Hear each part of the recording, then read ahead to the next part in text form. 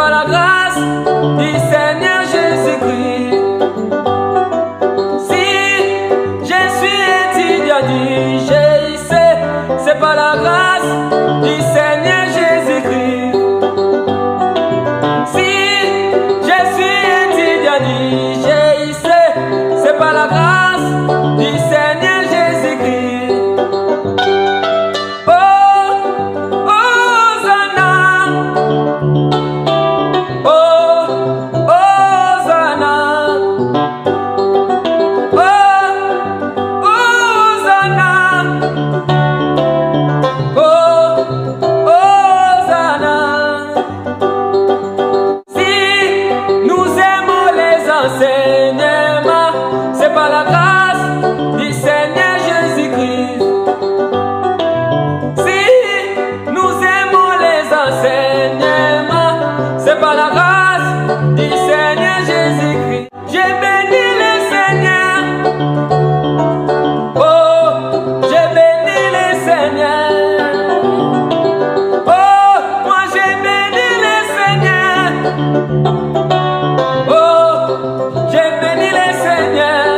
Shalom à vous, peuple de Dieu, shalom, shalom, bonjour, bonsoir à vous tous. Cela dépendra à l'heure à laquelle tu regarderas cette émission. En tout cas, soyez bénis au nom de Jésus-Christ. Que l'Éternel vous soit favorable dans toutes vos actions que vous allez pratiquer. Attention, les bonnes actions, que l'Éternel vous soit favorable. Mais tiens à dire merci infiniment à lui, le seul et unique Seigneur Jésus-Christ, lui qui renouvelle les souffles de vie. Merci, merci, merci énormément, Seigneur Jésus-Christ.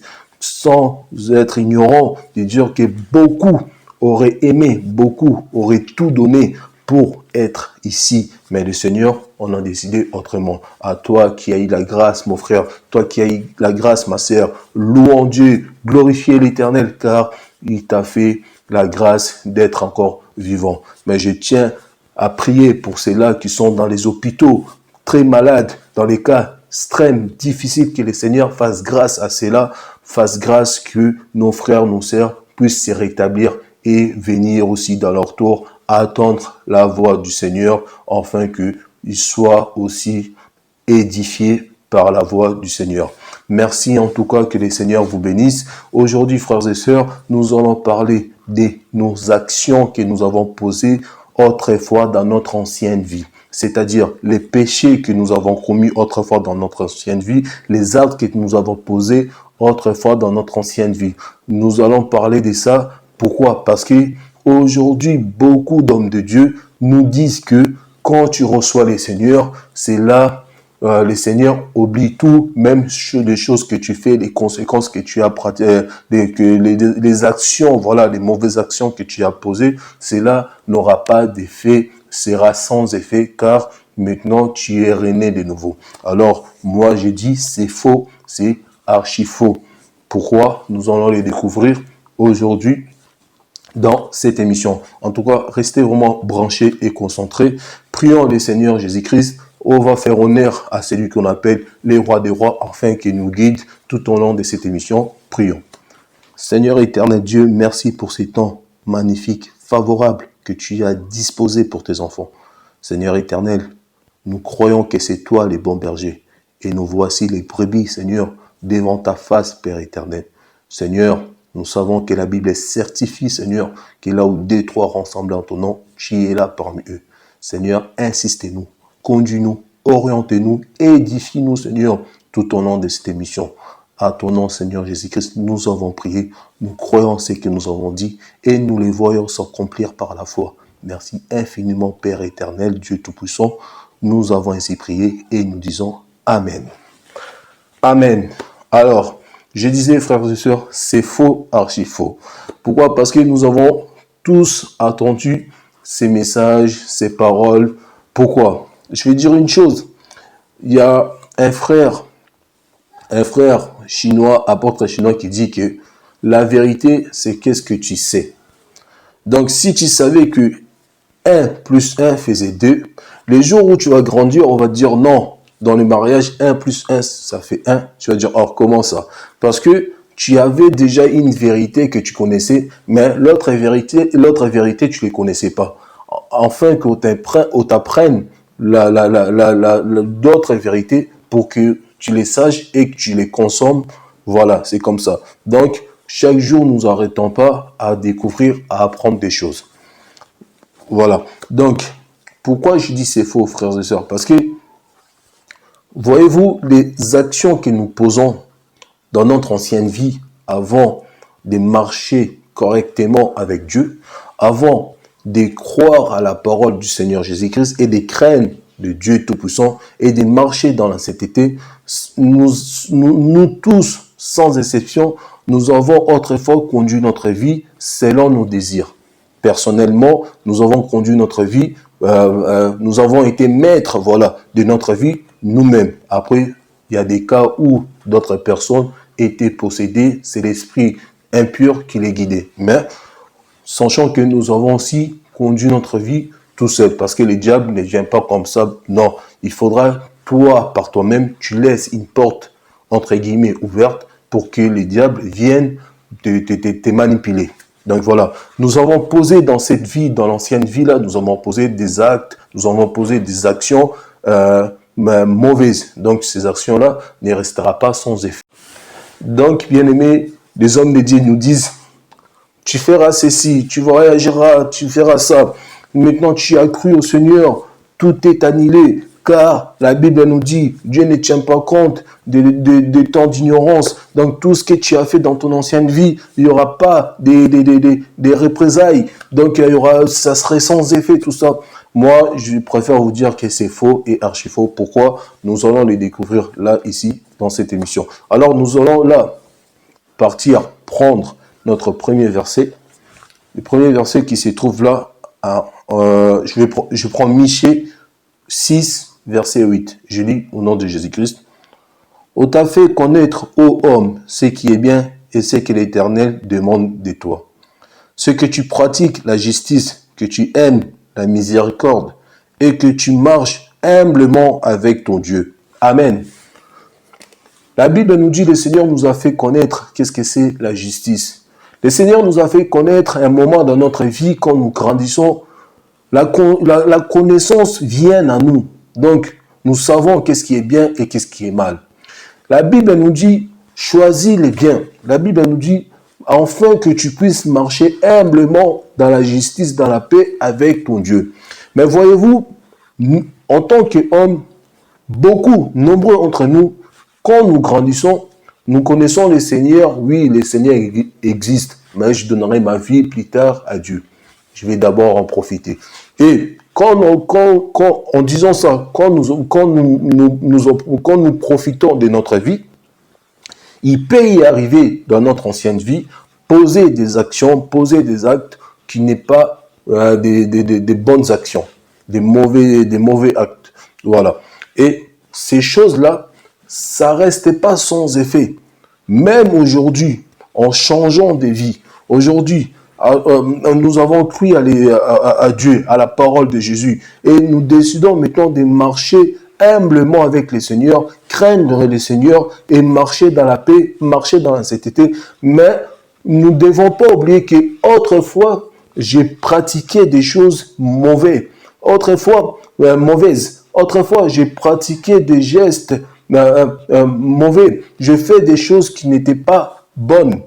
Donc, nous ne devons pas l'oublier. Et ces choses-là ne restent pas sans effet, car ces choses-là nous poursuivent même en changeant des camps. Il nous poursuit. Même si tu viens chez Jésus, tu dis maintenant, j'arrête tout ça, je donne ma vie à Jésus. Mais sache que avant, nous avons sémé, qu'est-ce qu'on appelle la mauvaise sémence. Et cette mauvaise sémence que nous avons sémée dans notre vie, il y a en boîte, faire des avortements, il y en a qui ont violé des petites filles, il y en a qui ont trompé leurs femmes, il y en a qui ont trompé les hommes, il y en a qui ont voilà, toutes ces choses, voler, bandits, tuer les gens, tout ça, ce sont des actions que nous avons posées dans notre vie. Et cela ne restait pas sans effet, même si aujourd'hui tu changes des vies. Nous allons les démontrer là.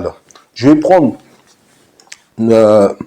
Je prends Genèse, Genèse 3, 19. Alors, Genèse 3, 19. Qu'est-ce qu'il me dit la Bible? Je lis au nom de Jésus-Christ. C'est à la sueur de ton visage que tu mangeras du pain, jusqu'à ce que tu retournes dans la terre d'où tu as été pris, car tu es poussière et tu retourneras dans la poussière. Amen. Voyez-vous, bien-aimés, là, le Seigneur, nous savons tous qu'est-ce qui se passe avant que le Seigneur dise toutes ces choses. Pourquoi? Parce que le Seigneur a fait connaître Adam, comme nous l'avons lu dans le livre de Michée 6, 8. Il a fait connaître à Adam qu'est-ce qui était la vie et qu'est-ce qui était la mort. Tu ne mangeras pas les fruits qui se trouvent dans l'arbre, au milieu du jardin, tout ça. Nous connaissons cette histoire. Qu'est-ce qui s'est passé? Adam a posé une mauvaise action. Adam a préféré de croire à Ève que de faire confiance à Dieu. Adam a préféré de poser une mauvaise action du côté de Dieu que de refuser la proposition d'Ève. Donc, qu'est-ce qui se passe par la suite? Dieu voit que Adam a désobéi à sa parole. Et par la colère, Dieu a fait quoi? A prononcé, qu'est-ce que nous venons de lire, de la malédiction, comme quoi tu mangeras par ta sueur, tout ça. Dieu a dit ça à Adam. Pourquoi? Parce qu'il y a eu une action mauvaise, il y a eu un péché qu'Adam avait commis en franchissant, il a franchi la loi de Dieu. Donc, en faisant cela, Dieu a prononcé la malédiction. Mais la Bible nous dit, les années plus tard, la Bible nous dit que Jésus est venu au monde. Par son sang, par son sang, les sacrifices que Jésus a fait, c'est là, ça nous a réconciliés avec Dieu. C'est là, ça nous a permis de recevoir les pardons de Dieu. Parce qu'il y a eu quoi? Il y a eu le sang qui a coulé. Donc, Jésus a fait tout cela pour que nous soyons réconciliés avec Dieu et que nous recevons les pardons. Donc, moi, je pose une question. Malgré que Jésus a fait tout cela, mais comment fait-il que la malédiction que Dieu avait prononcée existe bel et bien toujours? Parce qu'aujourd'hui, nous tous, sans exception, nous devons travailler pour manger. Et là, je vois les livres de Jérémie. Dieu dit que je veille sur ma parole. Par là, je comprends que non, Dieu a veillé sur la malédiction qu'il avait dit.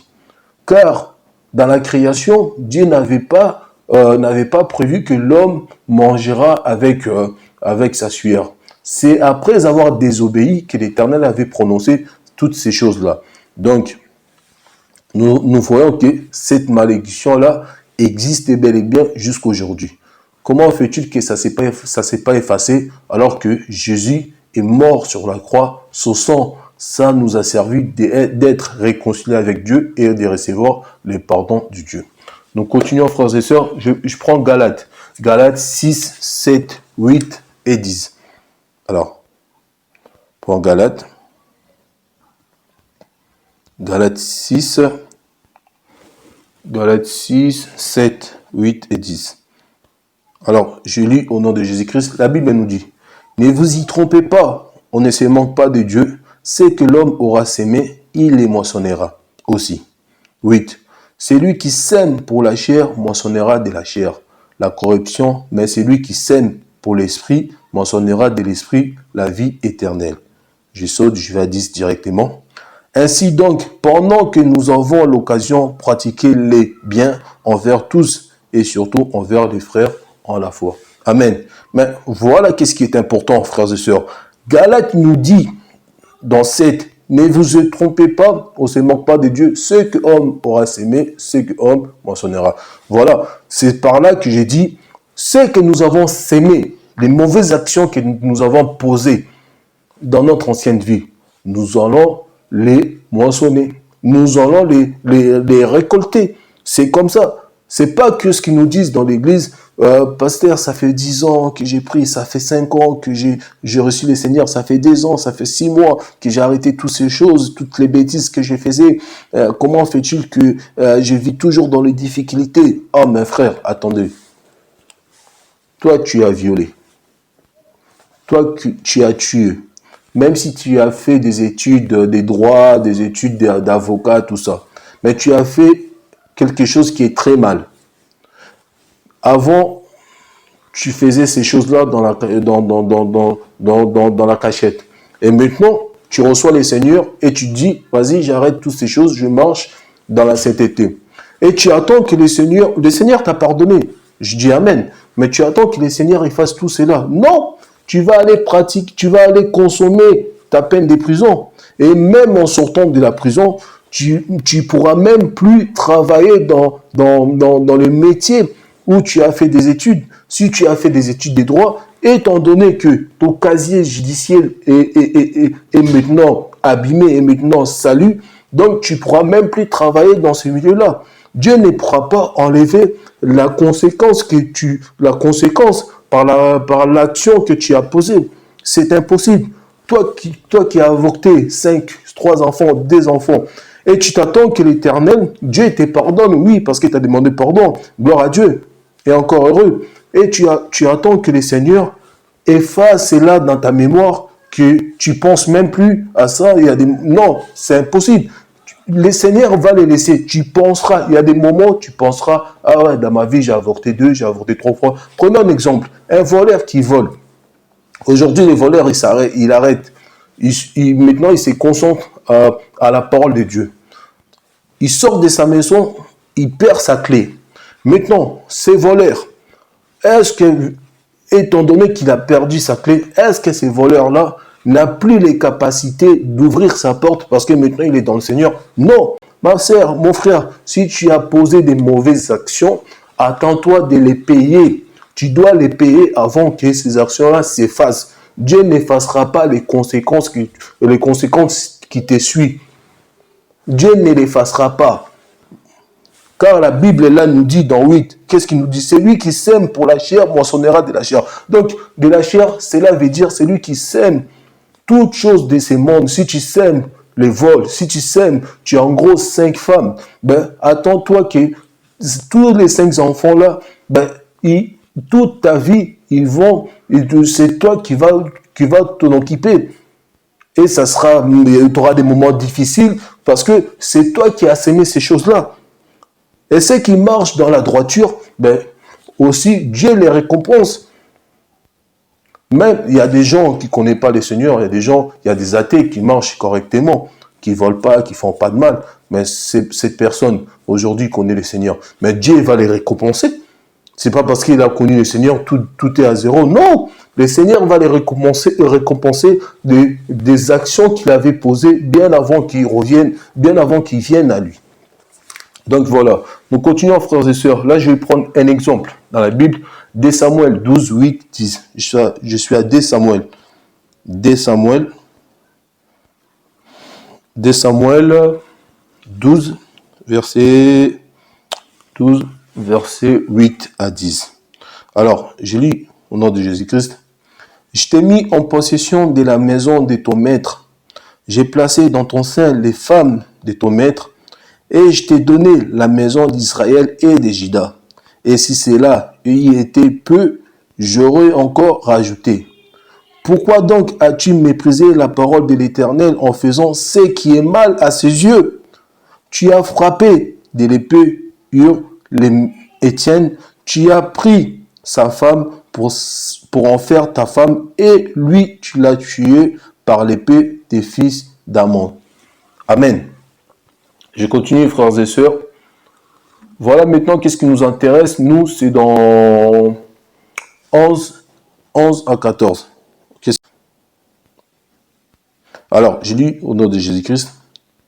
Ainsi parle l'Éternel. Voici, je vais faire sortir de ta maison les malheurs contre toi, et je vais prendre sous tes yeux les propres femmes pour les donner à un autre qui couchera avec elles à la vue de ce soleil. Car tu as agi en secret, et moi je ferai cela en présence de tout Israël et à la face du soleil. Amen.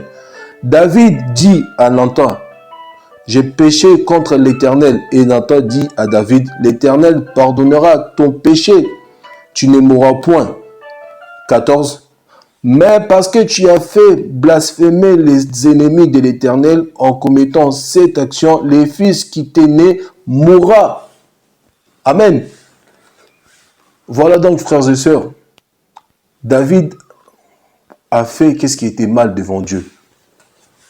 Mais en 14, qu'est-ce qu'il nous dit Nathan à 13? David dit à Nathan, j'ai péché contre l'Éternel. Et Nathan dit à David, l'Éternel pardonne ton péché, tu ne mourras point. 14. Mais parce que tu as fait blasphémer les ennemis de l'Éternel en commettant cette action, le fils qui t'est né mourra. L'Éternel a pardonné, mais l'action que David avait posée, les conséquences lui a poursuivi. Mais comment fais-tu, toi, l'homme de Dieu, tu me dis, tout ce que j'ai fait, Dieu a oublié, il n'y aura pas de conséquences, les représailles, il n'y aura pas, tout ça, ça sera sans effet, et je vais vivre une nouvelle vie. Non, Dieu m'a pardonné, gloire à Dieu, mais je dois en subir les conséquences, Dieu me frappera, frères et sœurs. Alors, voyez-vous, frères, David a péché, David a fait ce qui était mal devant Dieu, mais l'Éternel lui a dit, je te pardonne, David, car tu es l'homme selon mon cœur. Mais l'action que tu as posée, je dois te frapper pour cette action. Mais aujourd'hui, qu'est-ce qu'il nous dit, les hommes de Dieu? Tu passes à la télé, j'ai tué 50 personnes, 150 personnes, 800 personnes. Dieu m'a pardonné. Aujourd'hui, je vis ma vie tranquille. C'est faux.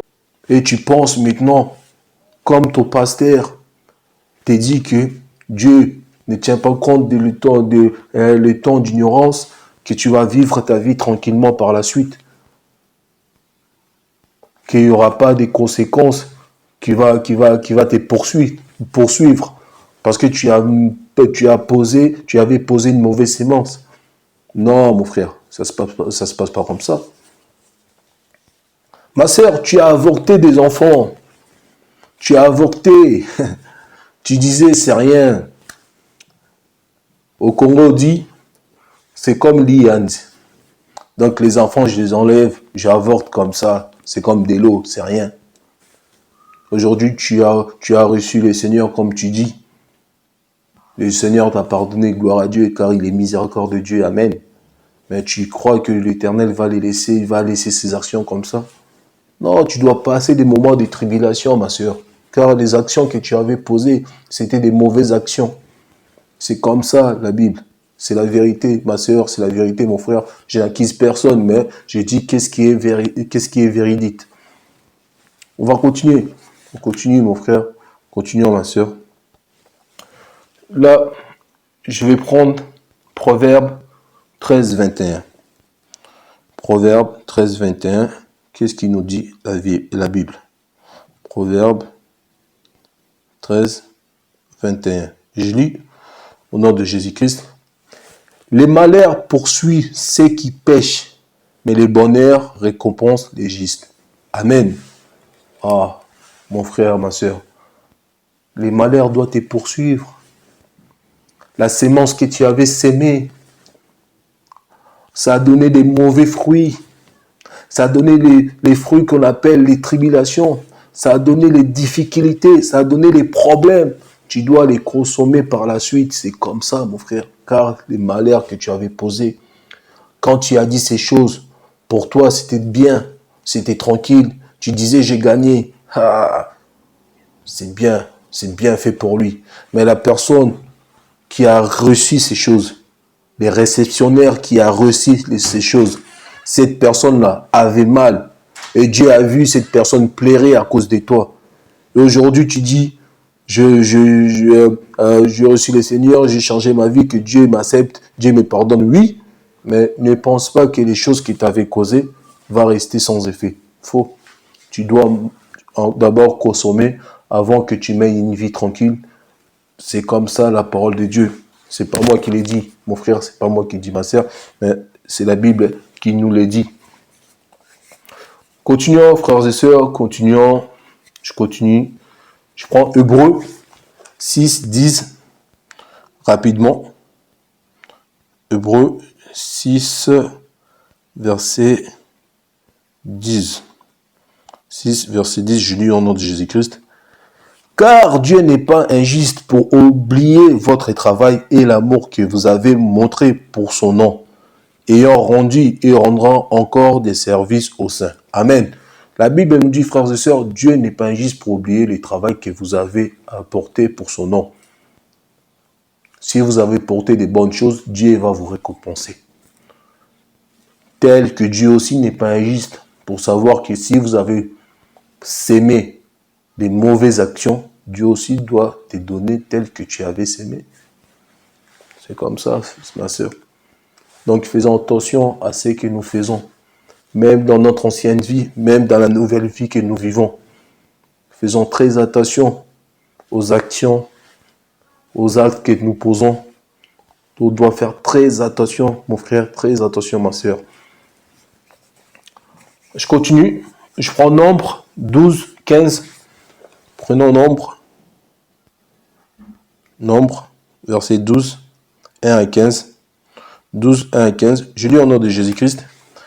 Marie et Aaron parlèrent contre Moïse au sujet de la femme égyptienne qu'il avait prise, car il avait pris une femme éthiopienne.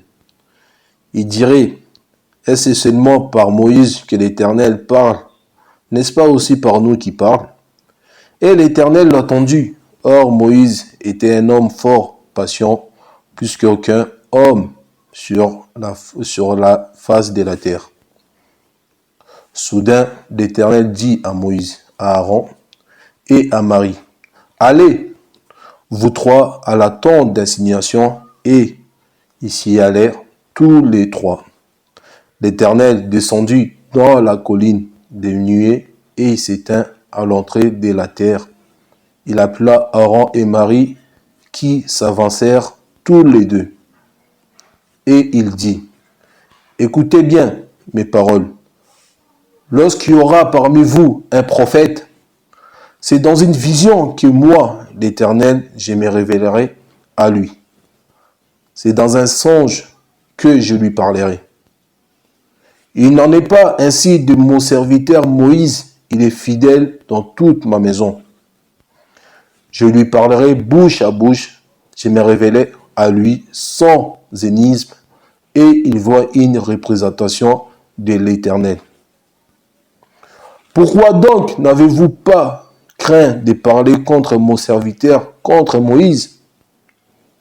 La colère de l'Éternel s'enflammant contre eux, il s'en alla. La nuée se retira de dessus la tente, et voici Marie était frappée d'une lèpre blanche comme la neige. Aaron se tourna vers Marie, et voici, elle avait la lèpre. Alors Aaron dit à Moïse, de grâce, mon Seigneur, ne nous fais pas porter la peine du péché que nous avons commis en insensé, et dont nous sommes rendus coupables. En qu'elle ne soit pas comme l'enfant mort-né dans la chair et est à moitié consommé quand ils sont du sein de sa mère. Sort du sein de sa mère. Moïse cria à l'Éternel en disant, ô Dieu, je t'ai prie, guéris-la.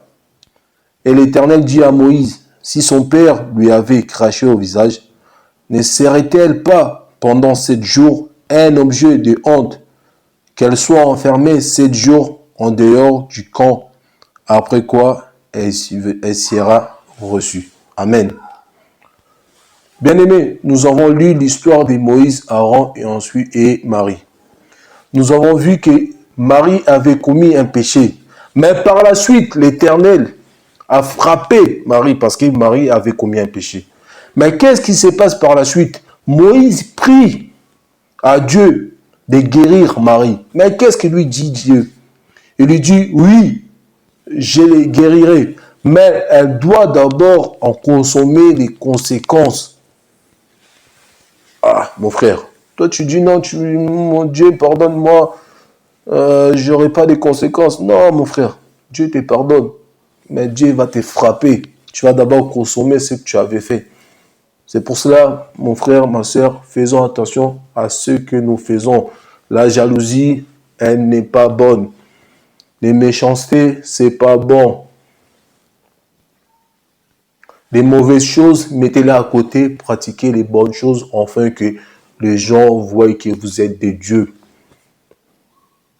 Comme ça, les gens vont glorifier le Seigneur par vos actions. Les gens vont vouloir venir eux aussi marcher correctement parce que vous marchez correctement. Et le Seigneur va vous bénir. Maudissez pas ceux qui vous font du mal. Car quand tu les maudis, le Seigneur va les retourner contre toi-même. Alors que quand tu bénis cela, le Seigneur va te bénir. Et le Seigneur va s'en occuper de ceux qui te font du mal. C'est comme ça, ma soeur. Toi, tu as attendu l'évangile. Seigneur, le feu, que mes ennemis meurent. Mes ennemis meurent. Prie à Dieu que tes ennemis, que Dieu leur fasse grâce. Parce que ces gens-là sont peut-être possédés. Les démons sont possédés, ces gens-là. Et si cette personne-là, c'était un enfant de Dieu, mais un enfant de Dieu qui passe des moments difficiles, tourmenté par les démons, mais toi tu dis Dieu, tue mes ennemis, tue mes ennemis. Oh, tu veux que Dieu tue son enfant? C'est pas ça l'évangile, ma soeur. C'est pas ça. C'est pour ça que la Bible dit, vous priez, mais vous priez mal. Dieu, tout est possible à celui qui croit. Moi, je crois, parce que je crois en Dieu, vu que maintenant, je marche dans la sainteté, Dieu va me bénir. Il n'y aurait pas des représailles. Tout ce que j'ai fait, ça restait sans effet. Oui, tout est possible. Et il y a des limites. Toi, tu crois que tout est possible. Vas-y, va sur l'autoroute. Tout est possible à celui qui croit. Il y aurait pas... Tu vas te faire écraser, tu vas mourir. Ne tente pas Dieu. C'est comme ça, mon frère. C'est comme ça, ma soeur. Mais bon, dans tout cela, vous allez dire, les frères, il a donné des exemples de l'Ancien l'Ancien Testament. Aujourd'hui, nous sommes dans la Nouvelle Alliance. Dieu ne travaille pas comme ça. Ah ouais, Dieu ne travaille pas comme ça. D'accord, il n'y a pas de problème. Prenons là, frères et sœurs, les derniers versets et on va s'arrêter là. 2 Corinthiens 12, 6 à 10. 2 Corinthiens 12, 6 à 10. Je lis au nom de Jésus-Christ. Là, c'est les frères Paul qui parlent. Alors, 2 Corinthiens, c'est vraiment 2 Corinthiens, il faut que je la trouve. 2 Corinthiens 12, 6 à 10. Je lis au nom de Jésus-Christ. Et pourtant, si je voulais me vanter, je ne serais pas un insensé, car je dirais que la vérité. Mais je m'en tiens, car je désire éviter que l'on s'efface de moi une idée supérieure à ce qu'on peut déduire de mes actes et de mes paroles.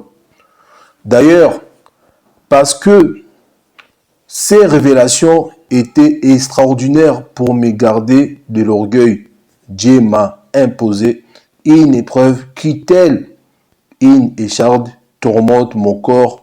Elle me vient de Satan, qui a été chargé de me frapper pour que je ne sois pas rempli d'orgueil. L'apôtre Paul nous dit rempli d'orgueil, ce qui veut dire qu'il commençait déjà à être orgueilleux. Mais Dieu a fait de sorte que Satan lui frappe pour que son orgueil ne soit pas au niveau élevé, qu'il ne soit pas rempli d'orgueil. Par la suite, 8. Au sujet de cette épreuve, j'ai pris par 3 fois le Seigneur de l'éloigner de moi. Mais il m'a répondu, ma grâce te suffit, c'est dans la faiblesse que ma puissance se manifeste pleinement. C'est pourquoi je me vanterai plutôt de mes faiblesses, afin que la puissance du Christ repose sur moi. 10. Je trouve ainsi ma joie dans la faiblesse, les insultes, les détresses, les persécutions, les angoisses que j'endure pour le Christ, car c'est lorsque je suis faible que je suis réellement fort. Amen. Bien-aimé, vous avez dit, tu peux te dire, c'était dans l'Ancien Testament, dans la loi. Aujourd'hui, mais nous avons vu, dans la Nouvelle Alliance, qu'est-ce que Dieu a fait? Dieu a frappé l'apôtre Paul parce qu'il a commencé à poser une action qui était mauvaise auprès des autres, l'orgueil. Dieu l'a frappé et il dit, j'ai prié 3 fois, mais le Seigneur m'a dit, ma grâce te suffit. Mais Dieu lui a dit, je t'ai pardonné, ma grâce est avec toi. Mais en attendant, toute sa vie, il a souffert de ces choses jusqu'à ce qu'il était mort. Il a souffert de ça. Bien-aimé, Dieu peut te pardonner, mais Dieu peut t'infliger une chose sur ton corps et toute ta vie, tu vas rester comme ça. Mais cela n'empêche pas que la gloire de Dieu se manifeste en toi. Donc, la meilleure chose à faire, c'est de faire des choses bien, de pratiquer des bonnes choses, les gestes où c'est plaisant pour les gens. Faisons du bien. C'est ça que Dieu nous demande. C'est ça la loi du Christ. Faisons du bien aux autres. Et Dieu va nous récompenser, frère. Dieu va nous récompenser, ma sœur. Que Dieu vous bénisse, vous tous. Vous avez écouté ces messages. Que l'Éternel vous aide à pratiquer les biens, enfin ne pas être frappé par le Seigneur. Car on peut tout dire, que c'est les sorciers de la famille, que tout cela, oui, mais Dieu a permis que ces sorciers-là te tapent. Parce que la Bible dit dans la Lamentation que rien ne peut arriver sans que Dieu soit l'auteur de ces choses, sans que Dieu donne l'accord. Donc tout ce qui t'arrive, sache que Dieu a donné l'accord à Satan de faire ces choses-là. Parce que tu avais posé des mauvaises actions. Mais après, il y a des exceptions, comme l'aveugle, Dieu a voulu qu'il soit comme ça. Ça, c'est une exception, je ne parle pas de ça. En tout cas, Dieu vous bénit. Merci beaucoup à vous tous. Je pense nous revoir prochainement. Que Dieu vous bénisse. Merci. Passez une excellente soirée, une excellente journée pour certains. Merci beaucoup. Au revoir. Si je suis disciple aujourd'hui, c'est par la grâce du Seigneur Jésus-Christ. Si je suis disciple aujourd'hui, c'est par la grâce du Seigneur Jésus-Christ. Si je suis étudiant du GIC, c'est par la grâce du Seigneur Jésus-Christ.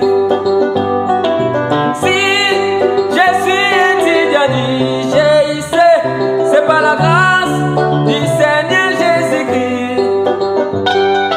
Oh, Hosanna. Oh, Hosanna. Oh, Hosanna. Oh, Hosanna.